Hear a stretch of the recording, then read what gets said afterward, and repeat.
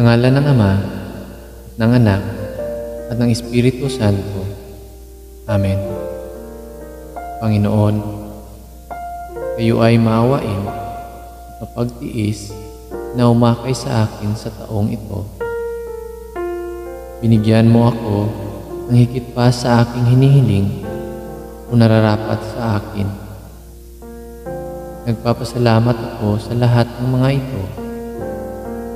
Igawad mo sa akin sa loob ng banal na panahon na ito ang pagsisisi sa aking mga kasalanan, sa mga tungkulin na hindi ko tinupad, sa pagmamahal na hindi ko ibinigay. Hayaan mong marinig ko ang tangis ng mga nangangailangan at hayaan mong mahalin ko ang mga walang nagmamahal.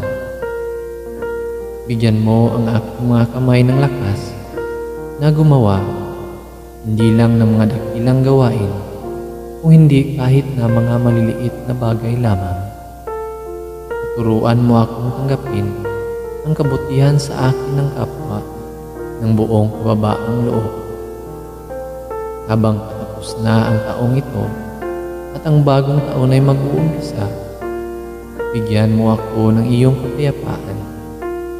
Ang kapayapaang ito naman ay kakalat ko sa kapwa ko.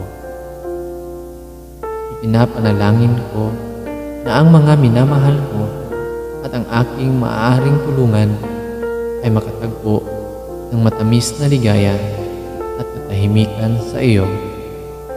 Amen. Sa ngalan ng Ama, at ng Anak, at ng Espiritu Santo. Amen.